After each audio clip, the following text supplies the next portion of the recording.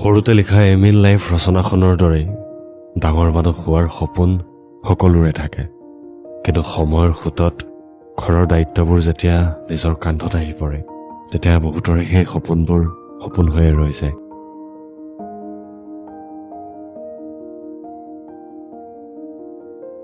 সৰুতে আগতে বৰ হেঁপাহ আছিল সোনকালে ডাঙৰ হোৱাৰ।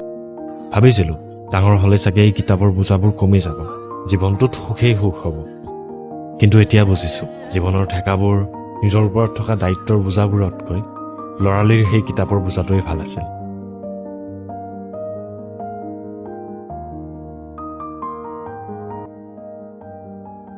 আজিকালি মাজনিশা টোপনি নাহে, ইফালে যদি দিনটোৰ ভাগৰ, আনফালে আকৌ মনটোৰ হিয়া ভগা চিঞৰ। কি কৰিম, কি হ'ব, এইবোৰ ভাবোঁতেই ৰাতিটো পাৰ হয়। আৰু এনেকৈ পোৱা নোপোৱাৰ দুবোজাৰ মাজতেই দেহটোৱে সদায় জিৰণি লয়।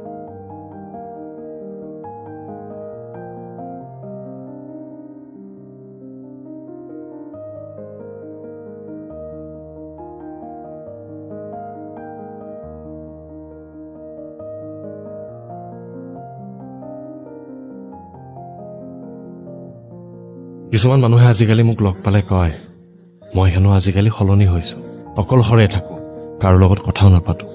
আচলতে আগতে এনেকুৱা মই নাছিলোঁ, কিন্তু কথাতে কয় নহয়, সময়ে মানুহক সলনি কৰে। জীৱনত অহা প্ৰতিজন মানুহে একো একোটা নতুন শিক্ষা দি যায়।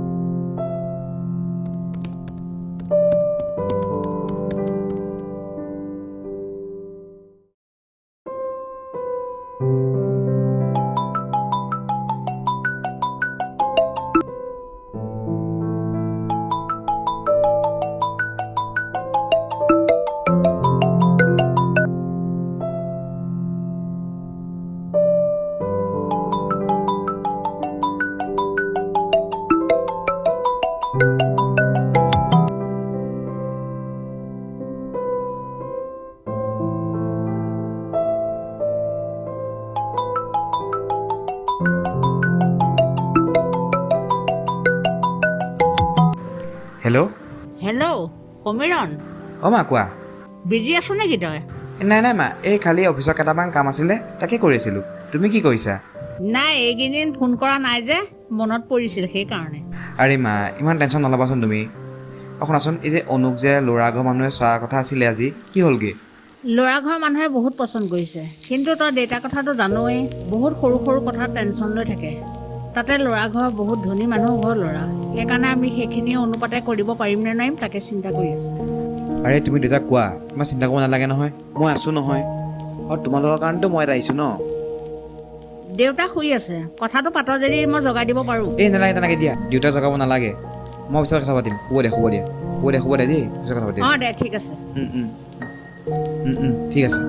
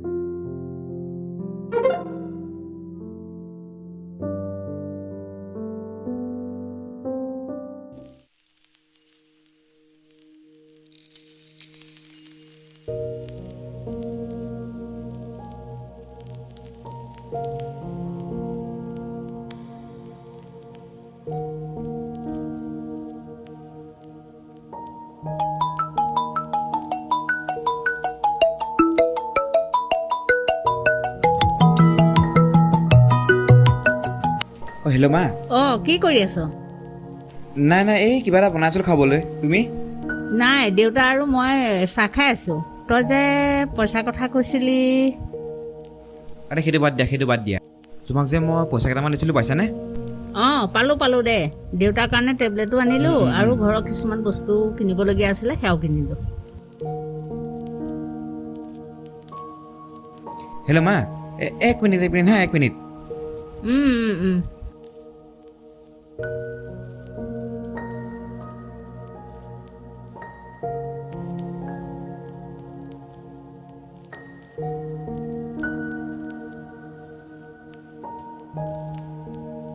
অঁ মা মই পিছত পাতি আছোঁ দেই মই মানে অফিচত যাব লাগে এতিয়া অঁ দে ঠিক আছে দে অঁ ঠিক আছে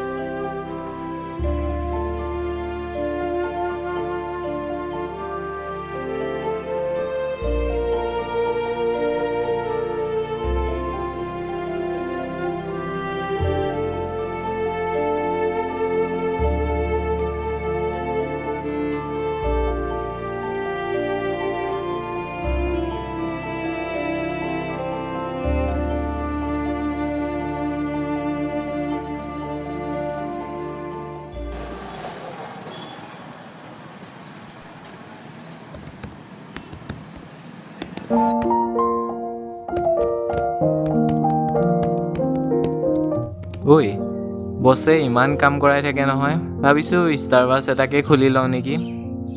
ষ্টাৰ্টআপ? কি ষ্টাৰ্টআপ কৰিবা? ষ্টল এটাকে খোলোঁ নেকি বুলি ভাবিছোঁ।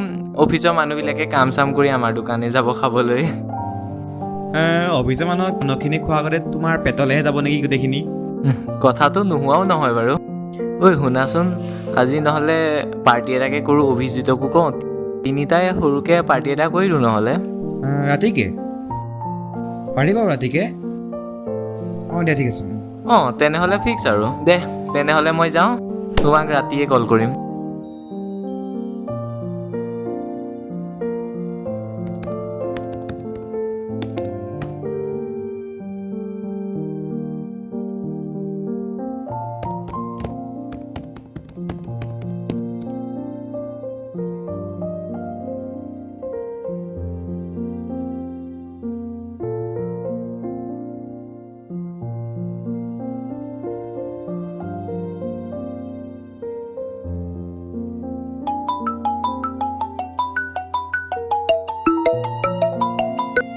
Hello' sir.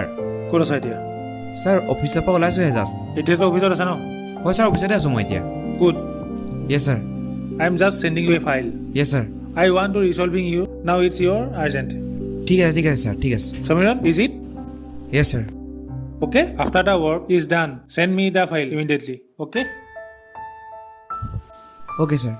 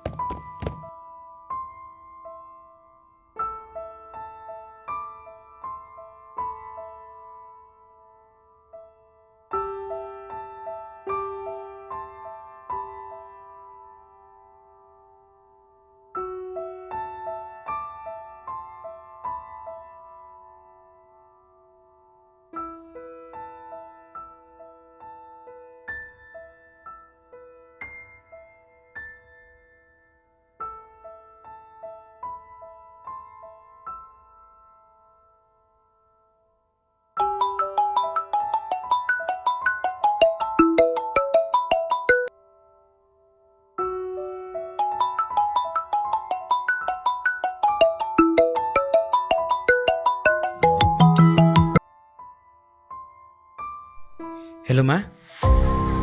হেল্ল' মা, তুমি কান্দিছা কিয়?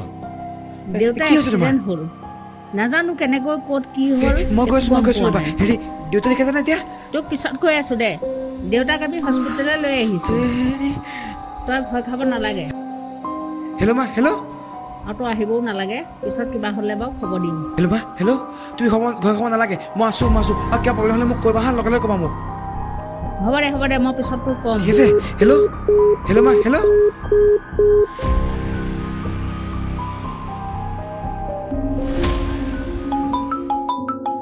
অ' মা, হেল্ল'। শুনচোন, দেউতাৰ অপাৰেশ্যন কৰিব লাগিব। অপাৰেশ্যনৰ কাৰণে কিমান? 2 লাখমান টকা লাগিব বুলি কৈছে। এতিয়া ক'ৰ পৰা দিম, কি কৰিম, একোৱে বুজা নাই। 2.5 লাখ? অঁ আছে, মই দি আছোঁ হা, এতিয়া দি আছোঁ মই। এতিয়া দি আছোঁ তোমাৰ তাত।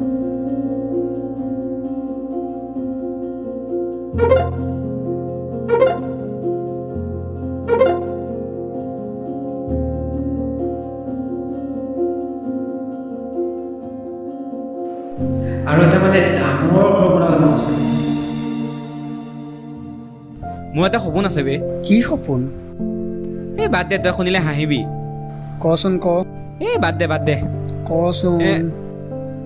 মানে মোৰ এটা সপোন আছে, মানে নিজৰ পইচাৰে ঘৰত এটা টিভি, এটা ফ্ৰিজ, এটা মানে এখন সৰু গাড়ী কিনিব মন আছে। আৰু এটা মানে ডাঙৰ ঘৰ বনাবলৈ মন আছে মোৰ। অঁ বে, মোৰ মাৰ কাৰণে, ভণ্টিৰ কাৰণে এটা ধুনীয়া গিফ্ট ল'বলৈ মন যায়। আৰু ডাঙৰ ডিনাৰ টেবুল এখন, য'ত আমি গোটেইখিনি ফেমিলি মানুহ বহি ডিনাৰ কৰিব পাৰোঁ। অঁ ৰে, আমাৰ সপোনবোৰ সৰু, তাত পোৱা সুখটো ডাঙৰ হয়। সময় লাগিব, কিন্তু হ'ব। অঁ বে, মাথো সেই দিনটোলৈ অপেক্ষাও।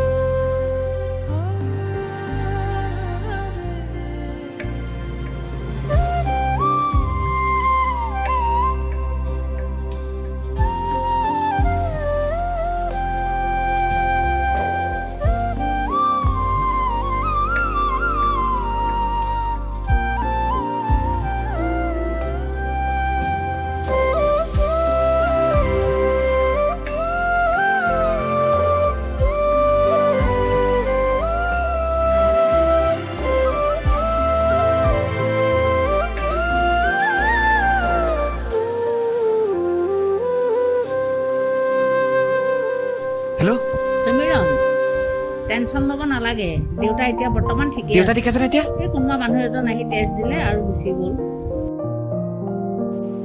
সমীৰণ এতিয়া তই একো টেনশ্যন ল'ব নালাগে দে দেউতা ঠিক আছে ঠিক বৰ্তমান আছে ঠিকে আছে দেউতাৰে পোৱাত কমপ্লিট ঠিক আছে নে মানুহ এজন আহিছিলে টেষ্ট দিলে আৰু গুচি গ'ল পিছত বাৰু তোক খবৰ খাতি দি থাকিম দে সমীৰণ তই এতিয়া চিন্তা কৰিব নালাগে দেউতা অলপ ৰেষ্ট লৈছে ঠিকে আছে দে হ'ব ঠিক আছে ঠিক আছে কৃষ্ণ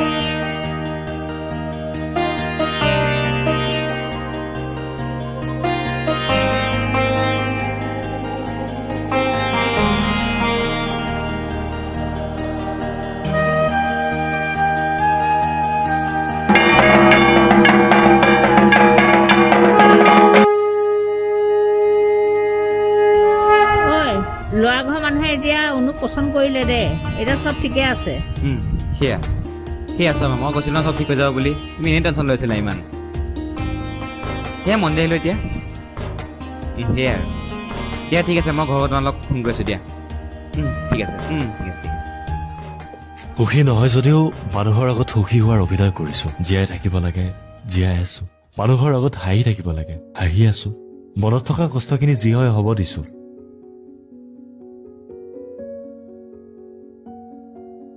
ভালেই হয় নে বেয়াই হয় সেয়া কেৱল ভগৱানক কথাইছো